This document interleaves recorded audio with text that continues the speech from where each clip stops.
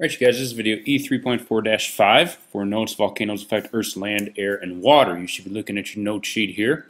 And they are fill in the blank notes. And notice that down here as we start talking about some of the immediate effects of volcanoes that I've written in the definitions because they're somewhat lengthy. Make sure you're reading those and looking at those as you go over these notes after you take them. Okay, so let's open up a PowerPoint and get rolling. Volcanoes affect Earth's land, air, and water. So when they erupt, there's two types of effects. Immediate, it's happening now, as soon as that eruption occurs, and long-term. Okay, so after the eruption, what sort of effects are going to sort of linger as time goes by? So our immediate effects are the following. Following six things are what we'll talk about. Lava flows, volcanic ash, mud flows, pyroclastic flows, landslides, and steam explosions. Remember, use that pause button if you have to. Alright, so lava flows. They're generally slow enough. We can move to safety. When we think of these, think of a shield volcano and Hawaii. If you've ever been to Hawaii, or you've probably seen pictures of or movies of people viewing these lava flows, they do or will eventually destroy everything in their path. Some people try to save their homes with water and hoses. You can do it for a while, but eventually the lava flow is going to take over. But again, it's not so fast that it's going to overtake people or cars or anything like that trying to get out of the way. Volcanic ash. This is a problem because it's heavy. It's actually small pieces of rock. It's ash. And so when this builds up, think of like the snow falling that adds up on the ground, and it's going to build up on roads or cars or whatever, and that can cause roads to collapse. It also is going to make roads slippery, just like snow. It's going to clog air intakes in machinery and internal combustion engines. It can suffocate. It can cover plants, in which case they'll die if they because the weight, branches and leaves will fall off, and or they cannot perform photosynthesis because of the ash on them. And here is a picture. I believe this is in India after volcanic eruption. And so this would be the ash. I mean, it would literally fall down like snow. And you can see that it's covering everything. And all the trees that we're looking at here are very weighted down and drooping. As I look at this picture, I don't see any collapsed rows. But even as you look at the horizon here and see these trees, everything is weighted down. These palms are just falling. Mud flows. They're landslides that happen when the rock and soil is mixed with water. Really, when we look at this, I'm going to show you a picture here. Think of the snow caps or glaciers melting during this eruption, and really that ash is going to mix with it and turn into a mud flow, a river of mud that can sometimes be moving very quickly and end up burying towns. So here's a mud flow that you can see occurred way up here in the mountains, and is just coming down to lower ground after this eruption. Okay, so it'll be pretty intense and do quite a bit of damage because all these snow-capped mountains were releasing that water. Pyroclastic flows. So this is the nasty one. This is the one that is going to cause pretty intense destruction.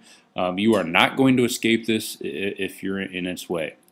It burns or knocks down everything in its way. It says here it tends to follow valleys, but can go up and over hills if moving fast enough. Can wipe out nearby cities and people in seconds, moving very fast, hundreds of miles per hour. And you'll see this in our case study about Mount St. Helens.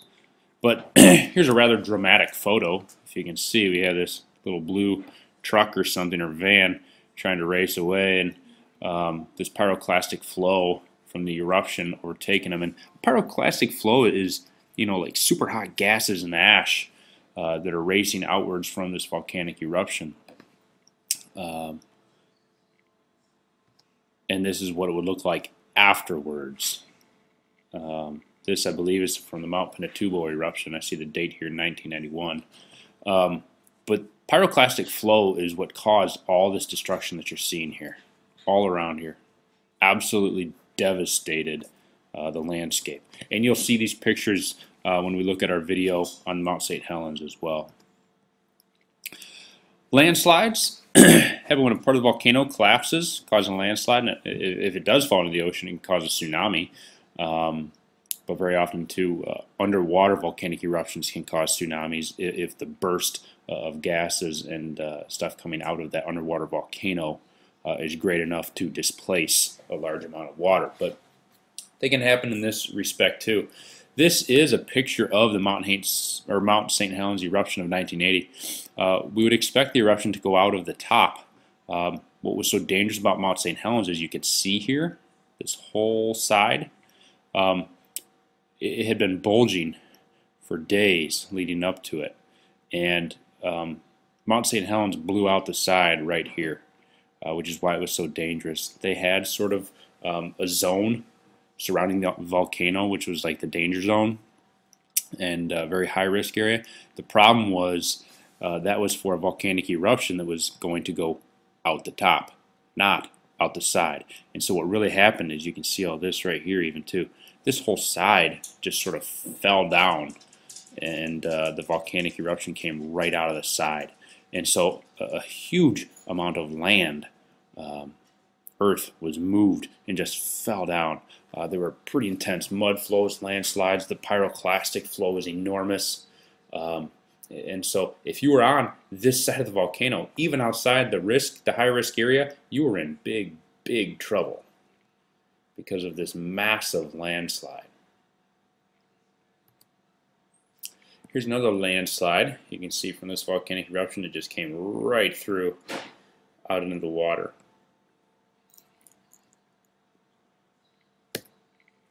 Steam explosions, they are common in the respect that if we have like a shield volcano, an island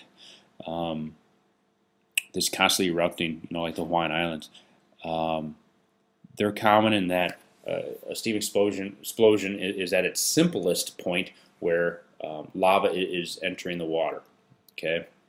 And that very hot, that molten rock is causing these steam explosions as it pops and things like that. On a grander scale, a bigger scale, this explanation here says it's uncommon. If magma comes near water, steam explosion can occur. That's common, but in this case, Krakatoa, Indonesia, in 1883, the entire island exploded because it was a volcanic island, and the magma chamber sort of released from underneath I guess the sea level, underneath the island, and water was entering the magma chamber there, creating steam, and it was just a humongous explosion. So pretty intense. That is uncommon. So those are the immediate effects. What's happening right now when an eruption occurs. These are the long-term effects. Okay, so how is this volcanic eruption going to affect the land after the actual eruption? So here, ash can mix with water if in an area of heavy rainfall. A crater can fill with water and collapse. Volcanic ash breaks down quickly to make soil richer, creating productive farmland. So they're not all bad effects, and can create beautiful landscapes of mountains and valleys. So that would be over great time, because if this volcanic ash is making the soil richer over a long period of time after the devastation has sort of withered away and life has sort of taken hold again, we can have some pretty beautiful landscapes.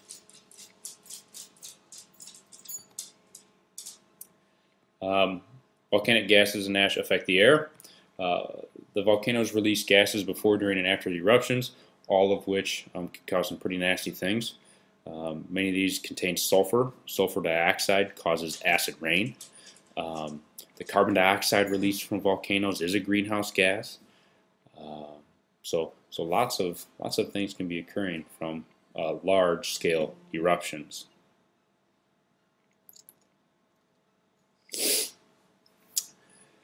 Volcanic gases and ash can change the weather by creating that haze in the atmosphere. We've talked about sudden climate change, not climate change that would take place over decades or centuries or anything like that, but we're talking the eruption occurred, and within days we have this haze that with global winds can sort of blanket Earth and block sunlight for a period of time, therefore dropping global temperatures.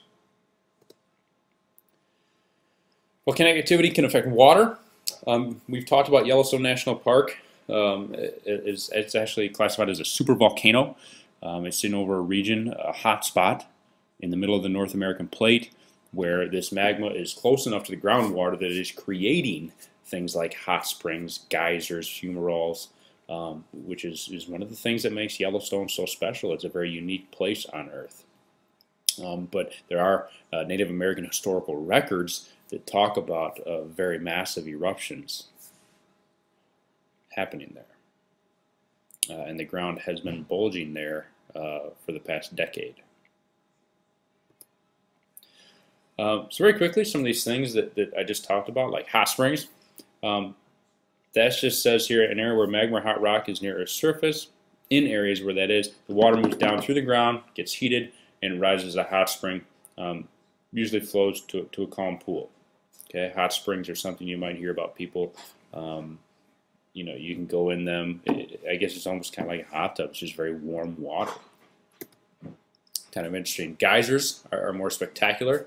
That water is going to collect in an underground chamber and erupt through a narrow channel. So, like Old Faithful in Yellowstone, it's called Old Faithful because it erupts with such regularity every 35 minutes to 2 hours. Most are not that predictable.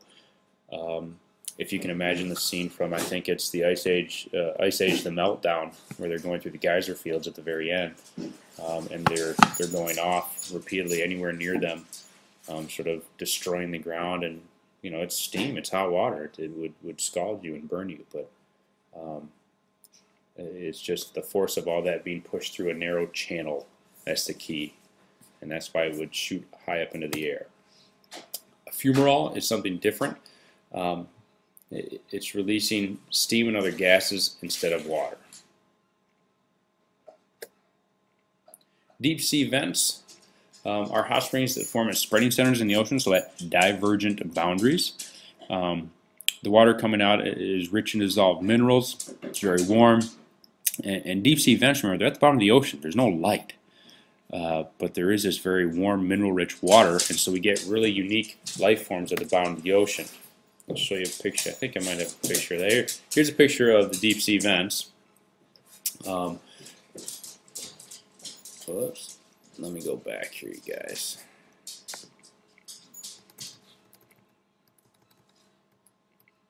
Thought I had another good picture there. You can see some pretty crazy life forms, like tube worms and things like that. It's very interesting to see some of these communities that live around these vents because the water is so very warm. In this picture, you can see some examples of maybe a hot spring, like a little pond here, a geyser shooting up water, a fumarole shooting up gases, and the geothermal plant in this area that's pumping water down. It would warm up and come up at a much warmer temperature. Okay, so those are your notes here.